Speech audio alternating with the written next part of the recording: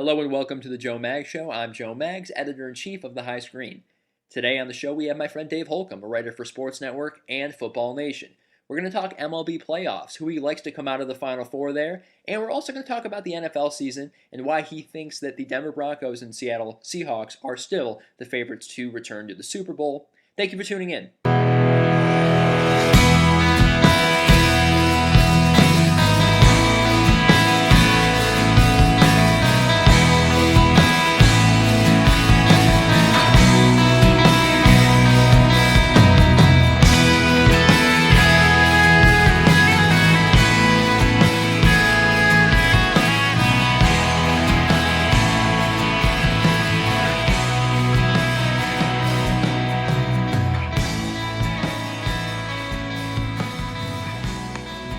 Hello and welcome to the Joe Mag Show. We're recording on October 9th. Here, I'm in Watertown, New York, and I'm calling with my buddy Dave Holcomb. You're in Philly. You're doing your thing. He's a fantasy sports writer at Sports Network. And Dave, it's been a long time, man. How you doing? Very good, Joe. Yes, it's been too long. It really has. It really has. And as we were talking about before the pod, Dave and I, we go all the way back. Syracuse, New York, that's where I'm from. Dave went to SU, and we were interning together for Summer Collegiate Baseball League, the good old days. With Syracuse Junior Chiefs. The Syracuse Junior Chiefs. Some good times, some bad times. Yeah, we won't hit upon the bad times. They don't outweigh the good times. No, man. No, we had a great time, and from there, relationship with Paul Gotham at Pick and Splinters, and we did some work together there, and we were laughing up before the pod. We had an NBA pod together, the shoot around. You made it up to I went to SUNY Oswego in upstate New York, and Dave made it up to Oswego one time, sat by the lake and did a podcast. So a lot of good memories. Yeah, that episode was podcast and video, which was pretty exciting. An experiment in so many ways. Which I think it went pretty well. I think that might have been our crowning achievement. Yeah, multiple media outlets in this digital age. You got to be able to do it. Dave, so many cool things going on in sports, so I had to have you on. Why don't we start with baseball, and I'll pour a little bit of drink out on the floor for your Pirates. I've become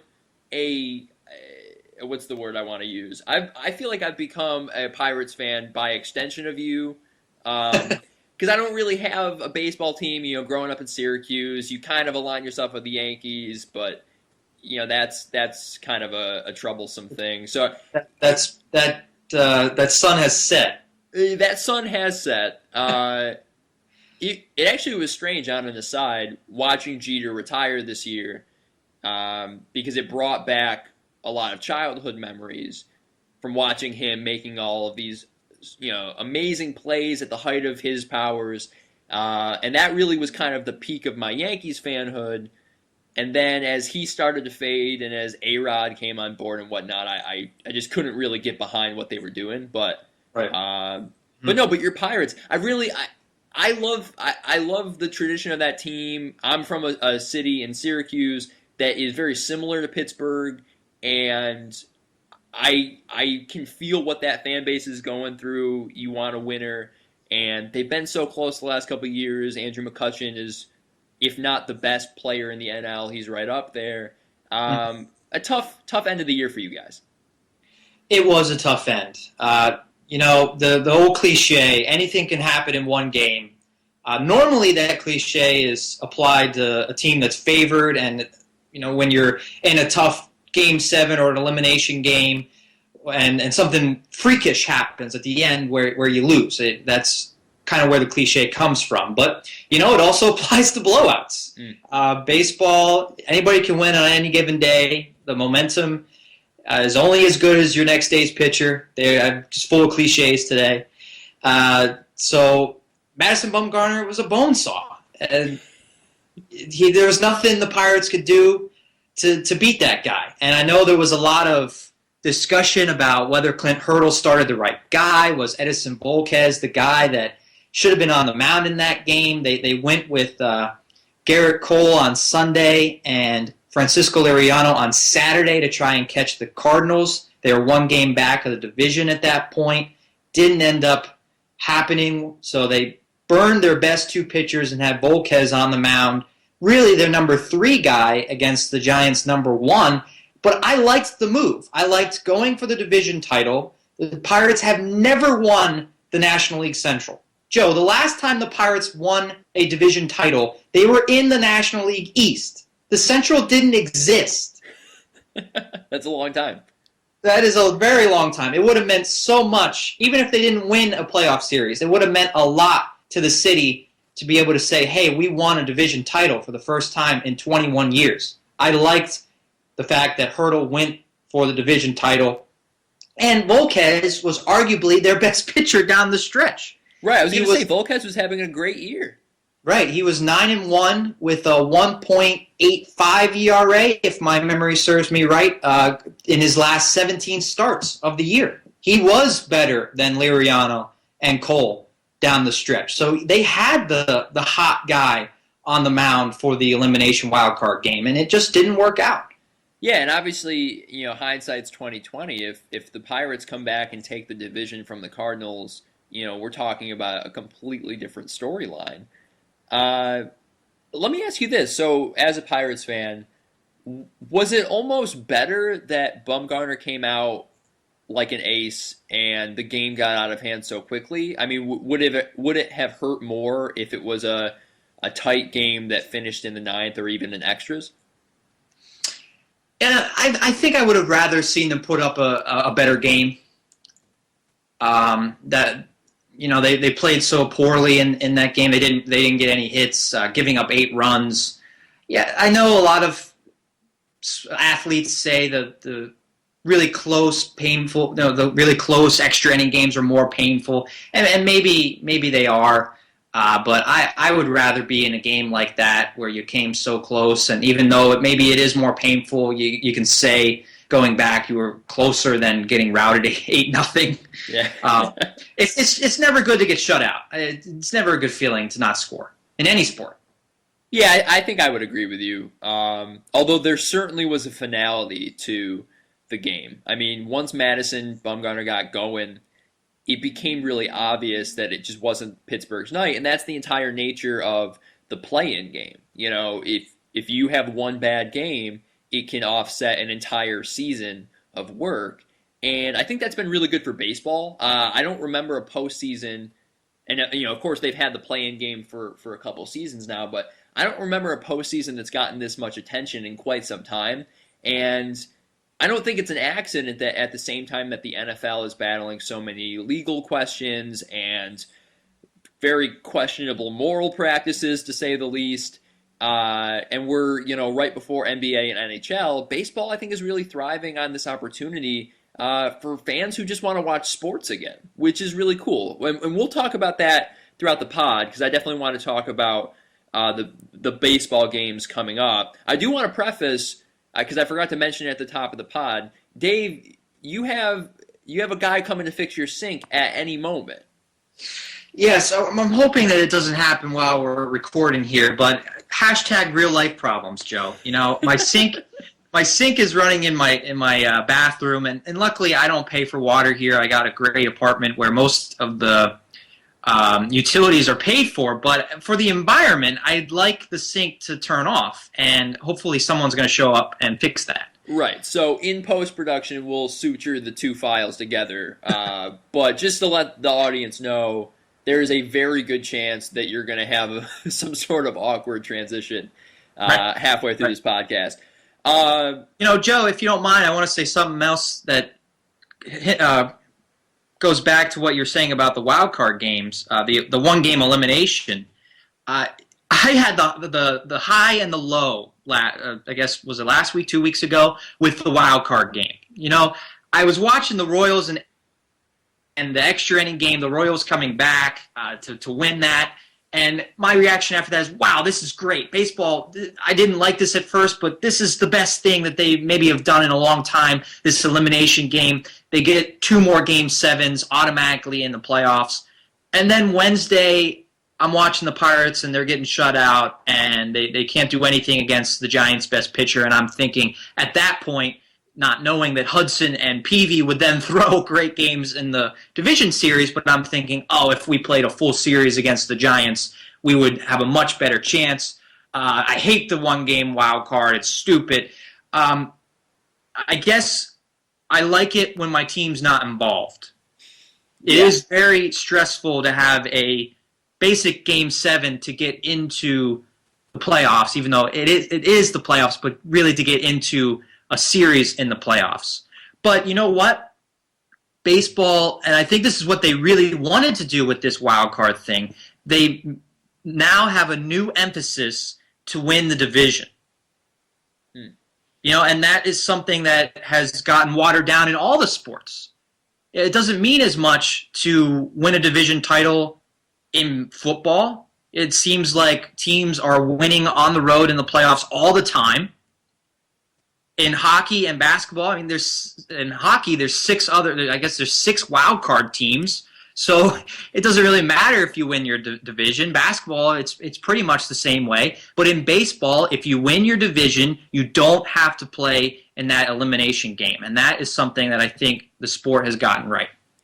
You bring up a lot of interesting points there. I want to touch on the concept of the play-in game being really, really terrible if it's your team, but maybe the best, most innovative thing that Bud Selig has done for baseball in total. Because we had a writer on the high screen touch on this from the angle of the NHL and how the NHL could steal some of the fans away from the NFL at this tumultuous time.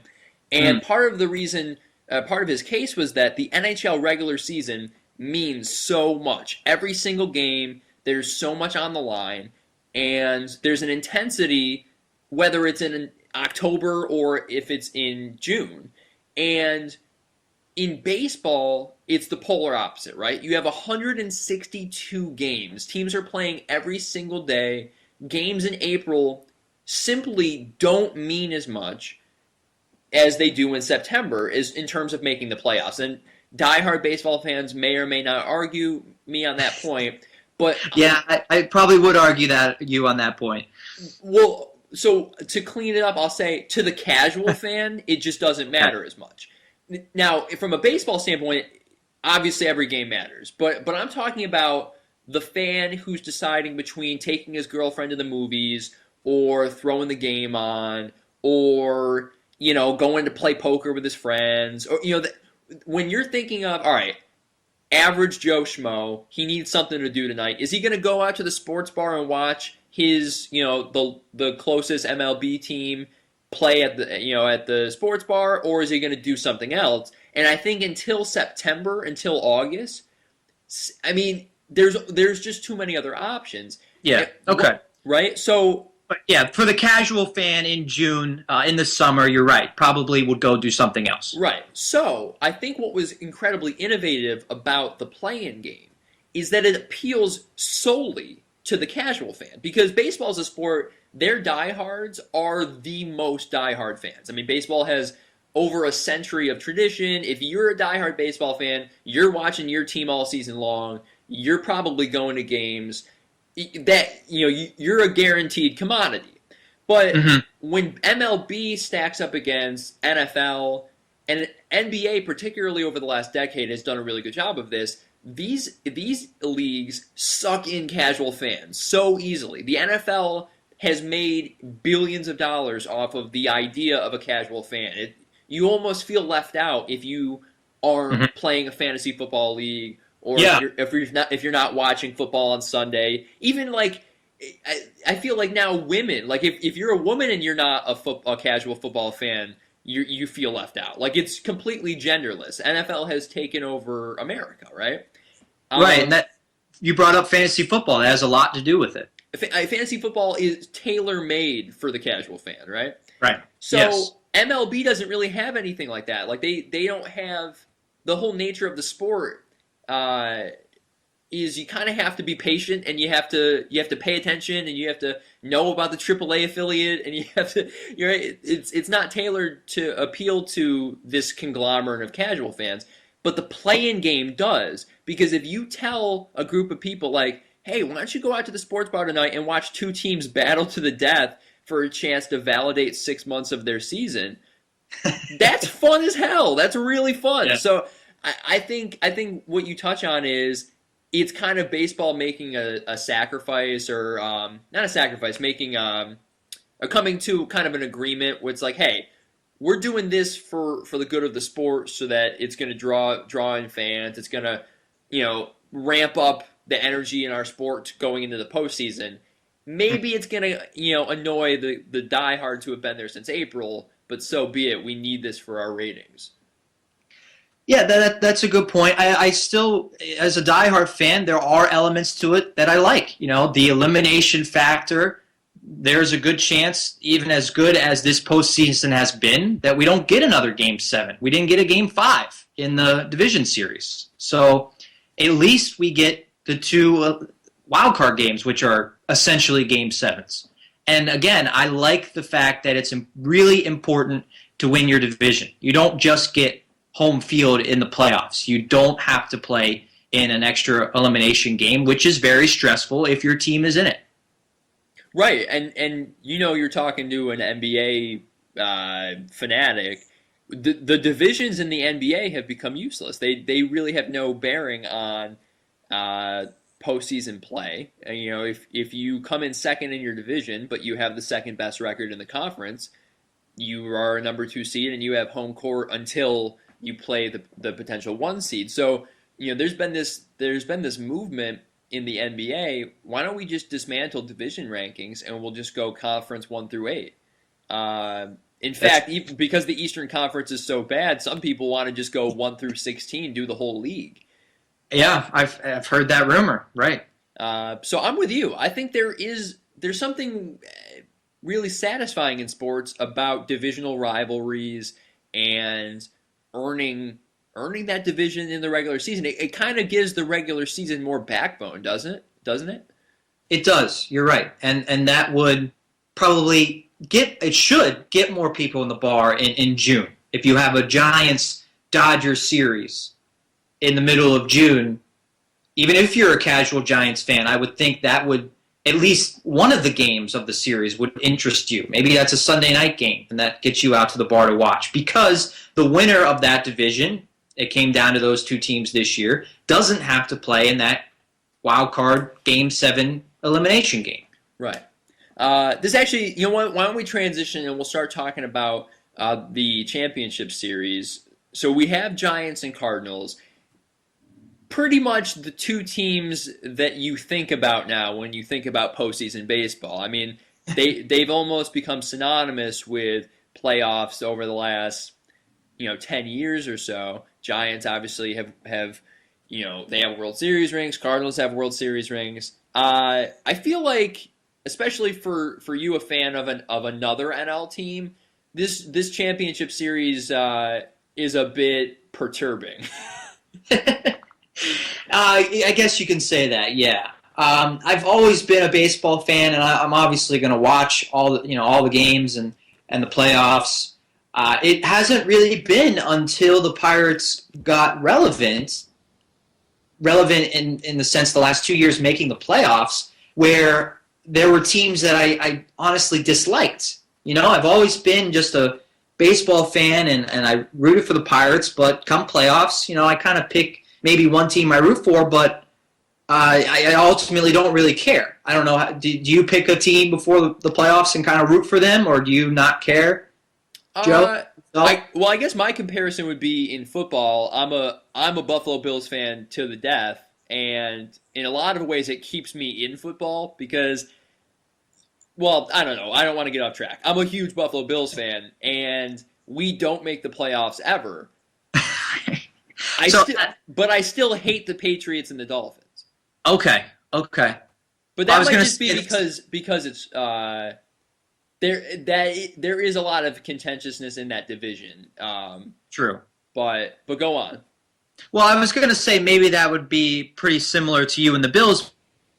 I didn't hate anybody in the National League Central until the Pirates really started getting good. And I don't even hate anyone except probably the Milwaukee Brewers, to be honest. But that has some other things involved, like Ryan Braun and his steroid use. Right. But anyway, yes, I would say this is really the first time where there's a series in baseball where I just don't really like either team because of the Giants eliminating the Pirates and the Cardinals preventing the Pirates from avoiding that wild card game. So you're right. But these two teams, synonymous with playoffs the last few years. Think about the Giants have won 7 straight playoff series. Now, I didn't look this up, but I'm pretty sure there's only one other team that's won more consecutive playoff series than that, and that is the Yankees in their dynasty era of 98 through 2001. They won 11 straight, I believe. Before losing in the World Series to Arizona. Right. So they did it 3 years in a row, so the Giants, not as many people are probably realizing, but the fact that they missed the playoffs 2 years after winning the World Series has allowed them to have this incredible run, and then throw in the wild card victory this year too, which doesn't even count as a playoff series victory. So just incredible run for the Giants. And the Cardinals, think about this.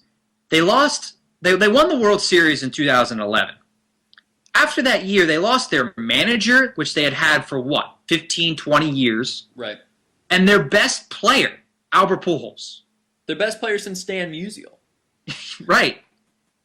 And still, they've gone to the championship series 3 years in a row with a new manager and pretty much a rebuilt franchise around other players. Players that they had during the run from 2004 to 2011 with Pujols, but a new face to the franchise along with a new manager. Yeah, no, I think that is probably very annoying to a lot of the other contenders in the NL. The idea that the Cardinals organization is so secure that there's almost a facelessness to it, right? You feel like if you put 9 guys on the field in a Cardinals jersey, they're going to win 75% of their games, and no one really knows why. I mean, they're a really good team, and I think the similarities between this Cardinals team and the Giants are that they have very strong starting pitching. They have experienced hitters who are not afraid of big moments. They have the 2 best catchers in the sport. So I think the similarities are what keeps them coming back to the championship series year after year. With that said, though, coming into the postseason, I think you could argue that it was the Dodgers and the Nationals that were expected to be here, and yet both teams go down, including the Nationals, without much of a fight. And you could argue the Dodgers for that matter. Dave, what was your take on the divisional series? Why do you think? Why don't we start with the Dodgers? What went wrong for the Dodgers? Oof. You're right, and I agree. If I wasn't able to get on a show and make playoff predictions, but I would have predicted Dodgers and Nationals in the championship series, so I got both of them wrong. For the Dodgers, when Clayton Kershaw gives up 2 late leads, it's hard to win, and I would have said going into the series, it's hard to beat Kershaw twice and Greinke once. And when you think about it, in a 5-game series, they're going to pitch 3 of those games. Your goal as the Cardinals is you have to win the other 2. Or really, actually, the way Mattingly had it set up, they were going to pitch 4 of the games. So the Cardinals had to go into it thinking you have to beat Rue, their 3rd starting pitcher, and you have to beat Kershaw and Greinke twice. You have to go 2-2 against them. And they went 2-1. So credit the Cardinals for being able to get it done. And there's been a lot of criticism about managers leaving pitchers in the game too long, taking them out too early, with Matt Williams and Jordan Zimmerman in game 2 of the Nationals NLDS. So I don't want to criticize managers for moves, taking pitchers out too early or too late. They know their pitching staff much better than any of us, Joe. So I don't want to criticize Mattingly for leaving Kershaw in too long, but when you give up 2 late leads in the 7th inning and your best pitcher is on the mound, that's what's going to cost you. And I don't blame Kershaw because he's the National League MVP. I do think he got tired at the end of those 2 games, but I don't blame Mattingly for not taking him out because he's Clayton Kershaw. A tired Clayton Kershaw is better than any pitcher that he has out in the bullpen.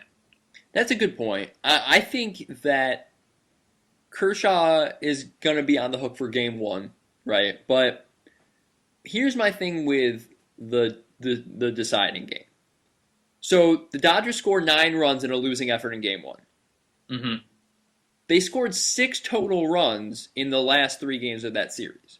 Yeah. And that's not going to get the job done. And, kind of a cliche is always thrown around that starting pitching wins championships in baseball. And I think it's true in the sense that you want to have good pitching.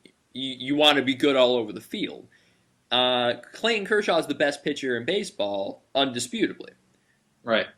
Indisputably. But, he goes out there and he throws a quality start. Now, he did give up 3 runs on a single, and a homer right before being pulled. And, of course, that did give up the lead. But I think in that type of environment, you have to assume your offense is going to score more than 2 runs in a game like that. And the Dodgers' offense was ice cold in the final 3 games of that series. And, the Giants aren't a juggernaut offense or anything. But they're a very experienced bunch. They're not afraid of the big moment. And they scored enough runs to support their pitchers and get out of that series. And I think the issue if you're the Dodgers right now is you're spending so much money on that lineup. And, a couple postseasons in a row now, the offense has really let you down. Where have they been? I don't know if I can blame Clayton Kershaw for the Game 4 loss when he threw a quality start, and they're not even in that position if he doesn't have the regular season that he does. That's true. You just expect so much from Kershaw. You expect him to be able to hold on to a 2-0 lead, and I agree with you. I don't blame him for that. And you're right to bring up the Dodgers offense and benching Yas. I'm not sure that was the best move. And the thing about the Dodgers and the lineup and spending a lot of money, they get these big name guys, and maybe they'd be better off going for smaller name guys. The Giants are getting it done with guys like Brandon Crawford and Joe Panic. Those guys aren't household names. You don't have to have Hanley Ramirez. Arguably, Ramirez and Adrian Gonzalez are past their primes. Right. You look at the Dodger lineup and you say, wow, that is a great lineup. And you throw in their pitching, yeah, they should probably go to the World Series. But then you look at the numbers and you watch them play. Gonzalez isn't what he was 3 years ago. Ramirez is certainly not what he was 3 years ago. Puig hasn't been able to hit in the playoffs. So then you take that right there, that's the 3 best players, and talk about Crawford. Crawford isn't what he was either. Yeah, I think it's too bad. It's too bad because I love watching Clayton Kershaw play, and we have to wait till April.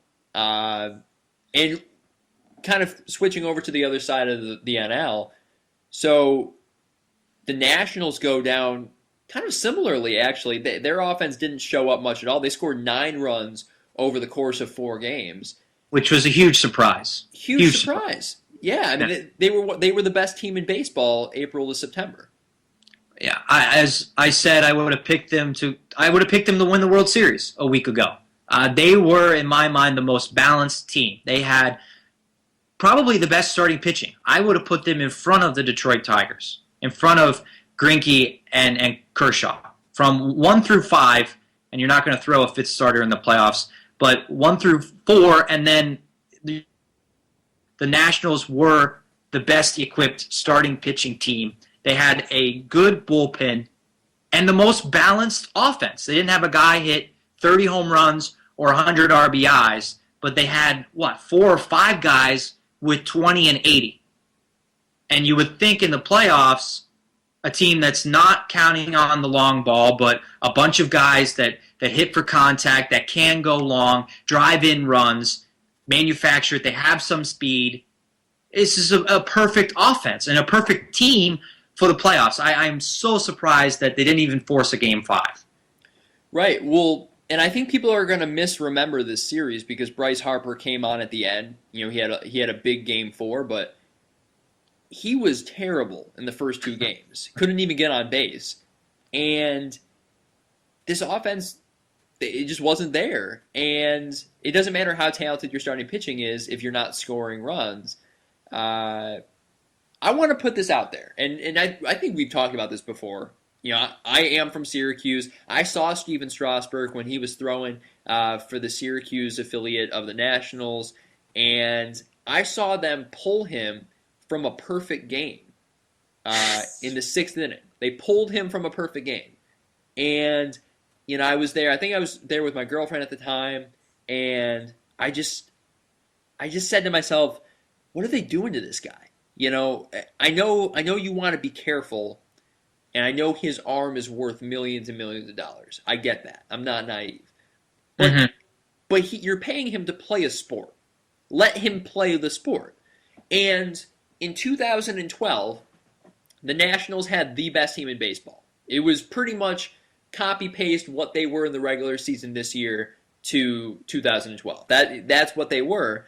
And they shut Strasburg down like he woke up and somebody had shot him in the arm. They said, all right, well, he's done. Why? Well, we decided he's not going to pitch past X amount of time. We decided that back in March. Oh, really? You decided back in March that your best pitcher is not going to be available for the playoffs? Are you joking? Why? Okay, if you're going to, mark out some arbitrary numbers of innings pitched or, which is a whole nother conversation because you talk to anybody who knows pitching, the innings don't matter. It's pitch count and it's mechanics. And so anyway, so they shut him down. They shut down their best player in August. They go into the playoffs, with a limp, and they bow out. I think they were eliminated in the first round. And they were by the Cardinals. And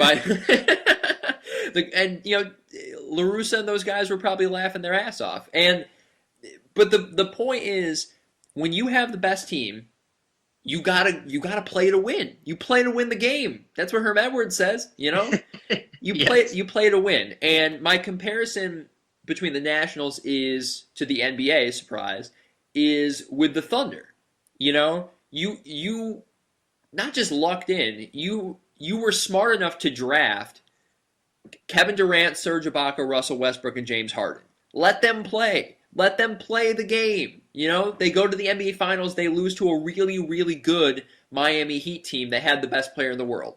All right, hey, making the NBA Finals is good when the average starter on your team is 23. Bring that unit back. Well, we never got a chance to see them play again. They trade James Harden for a couple of nickels, and now they're in a really strange position where they thought their window was going to last forever. They thought their window was going to be open for a championship for the next decade. Kevin Durant only has 2 years left in his contract. Now the rumors are he might leave. And they thought, well, we'll trade James Harden for some future assets because this nucleus will stay together forever.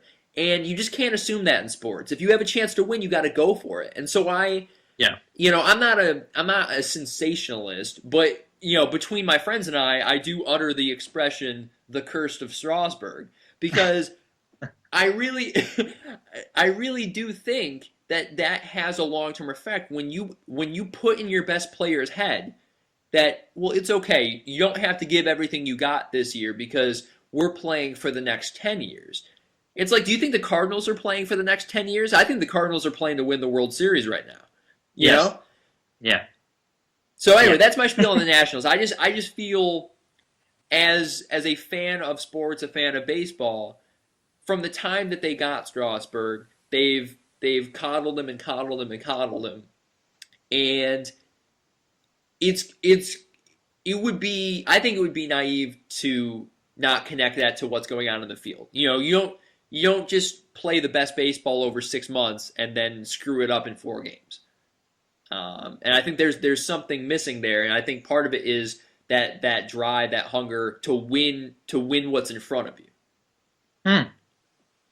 That's interesting. And I've heard from Twitter followers and other people that they're not real believers in the Nationals, and they've also talked about the Strasburg curse. And I completely agree with you on the 2012 season. Why do you shut him down? And the argument I always make is you're shutting Strasburg down for the future. Okay. But ultimate goal in the future. Your ultimate goal is always to win the World Series or win multiple championships, right? So you have that right in front of you. You have a chance to win a championship. Like you said, they had the best record, the clear best team. Why shut your best pitcher down in a year that you can win that championship? Yes, you want him to pitch for many years to come, but wouldn't it be worth it if he's not as good in years to come if you won the championship that year? Right, like imagine if the Pirates had a chance to fly a World Series banner at the park, what that would mean to that fan base, to that city. And I think it's absolutely what's the word? It's something. It's a disservice to the fans, because the fans are there, they're paying, they're going to the games, they're talking about the team.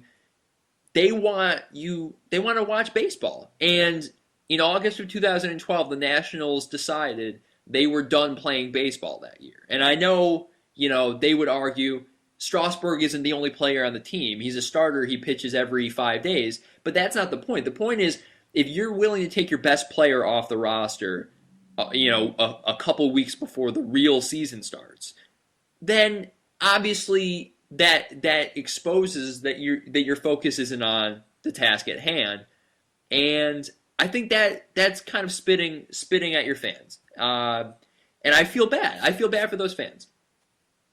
Yeah, I feel bad for those fans too, and they didn't do that this year. It's hard to speculate if what happened 2 years ago really affected the team in the playoffs this year. I would argue it's more about what you started off the discussion with. Their hitting. Denard Span set the table the entire second half of the year, hit really well, raised his average from 260 to over 300.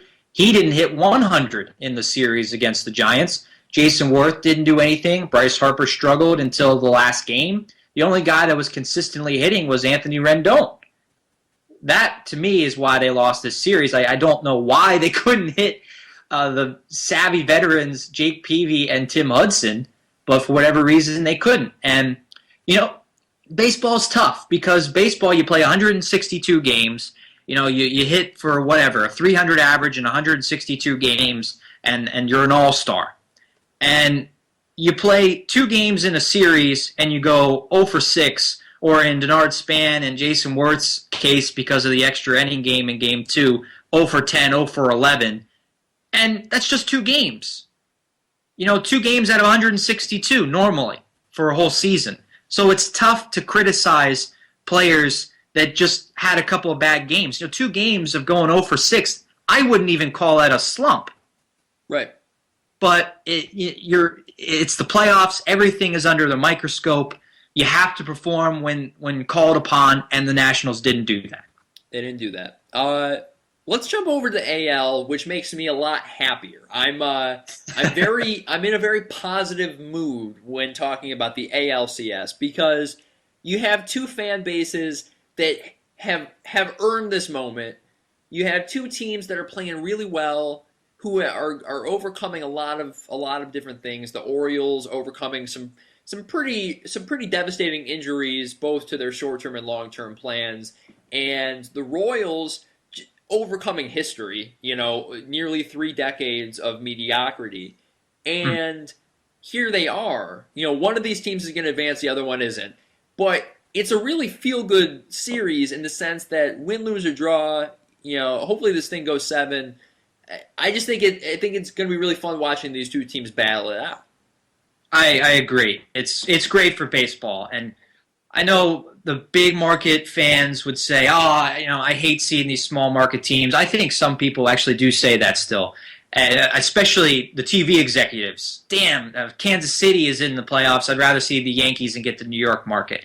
No, this is great for baseball with the Orioles and Royals, two teams that haven't been there in forever. And what it sets up, Joe, is we're going to have a David and Goliath World Series, no matter what.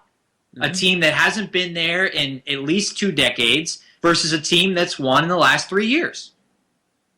Yeah, and you know what the tough part is with Baltimore, who I'm not going to say I'm rooting for both teams pretty much equally, although part of me really I like Baltimore. I like a lot of their players. I'm a huge Matt Wieters fan, which is why I'm disappointed he's not going to be on the field. Right. Because I think he's one of the best young catchers in baseball. We talked about Yadier Molina and, of course, oh, geez, why am I trying to Buster Posey on the other side of the bracket. Matt Wieters is such a really great catcher, and I'm a catcher guy. My dad was a catcher, and I think it's one of the most fascinating positions in sports. He's not going to be out there. Of course, Manny Machado's not going to be out there, and hopefully they get him back as soon as possible. But this is still a really great team. They won 96 games in the regular season. They have one of the best, if not the best, managers in baseball. And I don't know. Obviously Baltimore, their peak of relevancy in baseball history was the Cal Ripken Jr. run.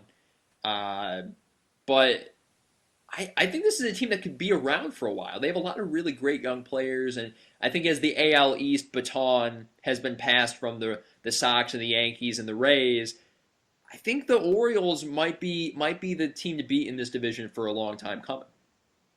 They really could be. I expect the Red Sox and Rays to bounce back a little bit, play much better than they did this year, especially the Red Sox. But the Yankees, I think, have had their time. Yeah, you're right. With Jeter retiring and the way that team is built, it doesn't look like they'll be a serious contender for a while. And it could be the Orioles that are really the team to beat. And I'm going to return to a point I made about the Dodgers. I mean, how many even diehard baseball fans can name the entire Orioles lineup? It's tough. There are unknown guys in that lineup, and they're getting the job done at the right time. They're producing, playing really well. Steve Pearce has come out of nowhere and had one of a great season.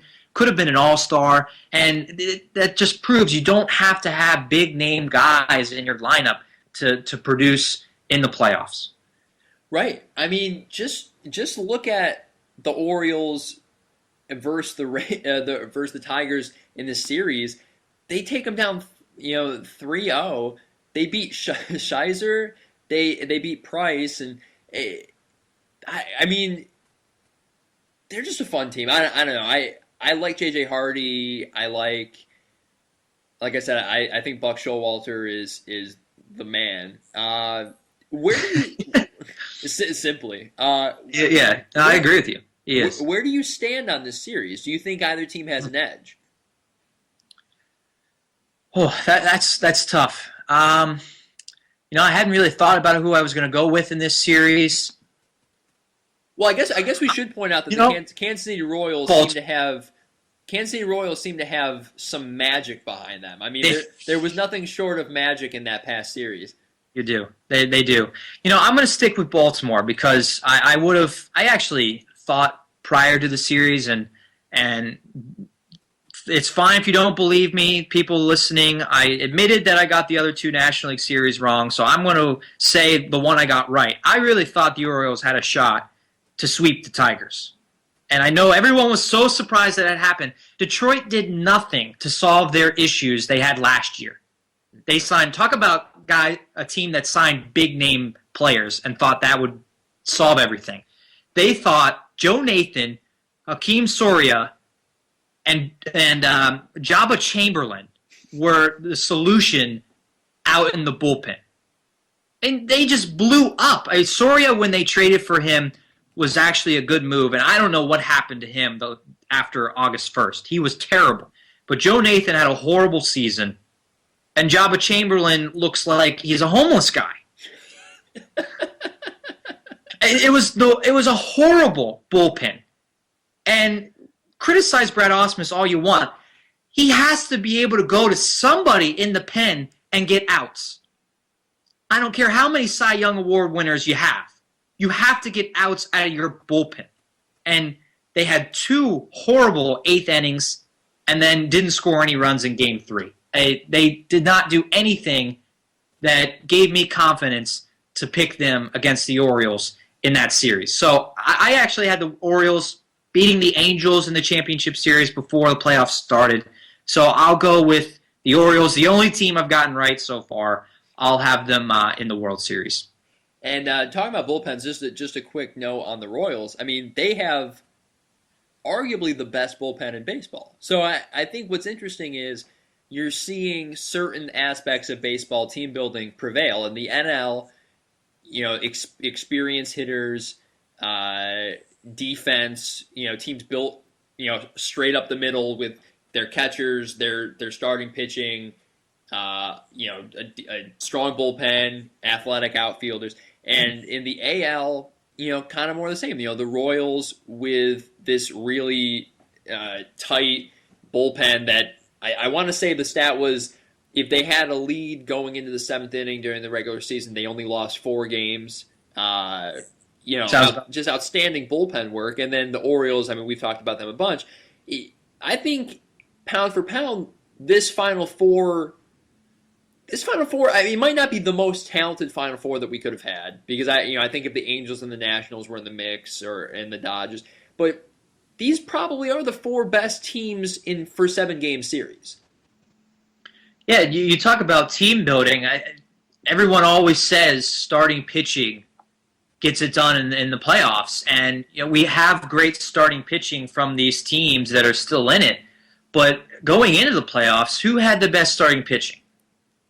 Probably the Nationals, the Tigers, and probably the Dodgers, right? And then go back to the wild card, and the second half of the year, you would have said Oakland had the best starting pitching. None of those teams are left. Mm-hmm. That I think says volumes about how to build a team. Of course, starting pitching is important.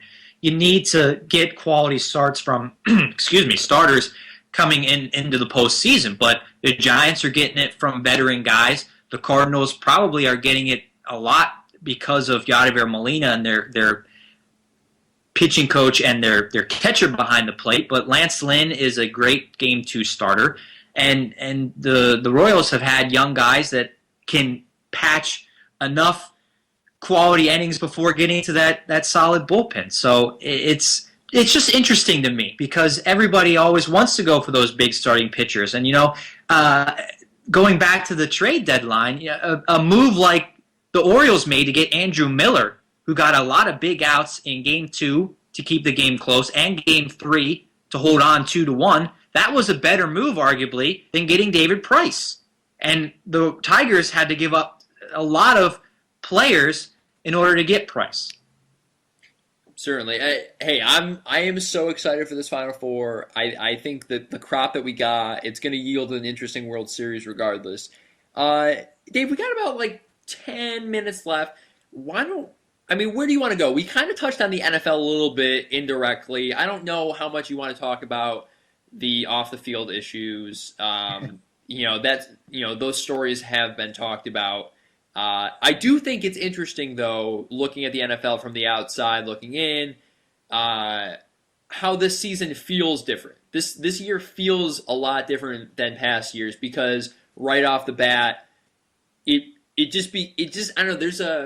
feel kind of guilty. Each week, I'm waiting for the next terrible story to come out as I'm watching, the Bills lose to the Texans and, and then feeling sad about that. So, that's interesting to hear. And part of me feels guilty because I haven't changed my schedule at all, despite what has been going on off the field in the NFL. I wrote a very passionate, somewhat angry piece on Football Nation. If you listeners get a chance to check it out, immediately pretty much immediately after Ray Rice and the video with Ray Rice came out, and just pretty much bashing the way it was handled by Roger Goodell. And I don't want to get into it too much in the last few minutes here, but just whether he had the video or not is irrelevant to me. And I've said that over and over on shows I've been on. Everyone's focused on, did he have the video? Did he have the video? It doesn't matter. He should have acquired the video regardless. He either didn't care to get the video or he had it, and that would be obviously a sin that if he had the video and only gave him a 2-game suspension. So that is irrelevant to me, and the fact that Goodell is still in power, Ray Rice is appealing his suspension, could possibly play again this year. I expect him to be back in the league somewhere next year. Someone's going to take a chance on him. The guy's going to play again. And just all of those arrests coming out at the same time. And, I guess in a way it is a good thing because we are going to finally, the NFL should finally take a stand on domestic violence and some of these other issues. But just the way that it happened was horrible for the league. And the only way I think that there really will be a widespread change is if we stop watching, if we stop giving them money. That's the only way they're going to care. That's the only way Roger Goodell is going to lose his job because he represents the owners. A lot of people forget that. The commissioner is just a representative for the owners against negotiations with the Players Association. And the owner, the commissioner, his job is to make the owners money and popularize the league. And I feel guilty because I haven't stopped watching the league. Partially I have to for my job. But I'm watching more games than I ever have. With the amount of time that I have to watch during the week, I bought NFL Game Rewind. I'm watching tons and tons of games and arguably giving the NFL more money than I have in the past. So that makes me feel guilty to do that because I really believe the only way the NFL is going to care about anything is if it hits their wallets. Right, but you know what? To let you off the hook just a bit, I mean, it's your job, and ultimately, it's a game that we love. It's a sport that is supposed to be an escape from whatever else we're doing. It's a sport that's supposed to rally communities, and the issue isn't football, although I think maybe even more so than domestic violence. It is so scary when you read the science reports about what this sport does to people's brains, and I think that is something that needs to be addressed. The idea that maybe the sport needs to take this science and this research more seriously and think of proactive ways to amend the game so that it's safer. But with that said, the issue isn't the sport. The issue is when you have people in power positions who aren't taking issues of domestic violence seriously and properly penalizing their players, that's when everyone needs to take a step back. And I think having dialogue and the fact that the NFL is now synonymous with this question mark of, hey, this isn't cool what they're doing, maybe that will help. Because I don't know if overnight the masses can really tilt the dollar signs that come into the NFL.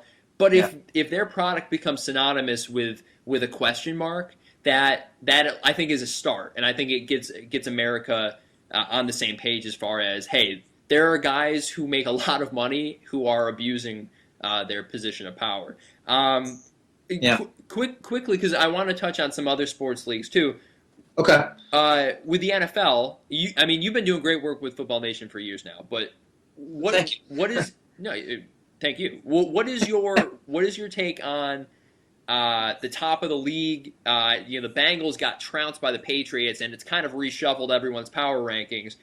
Give me your top team in the NFC, top team in the AFC.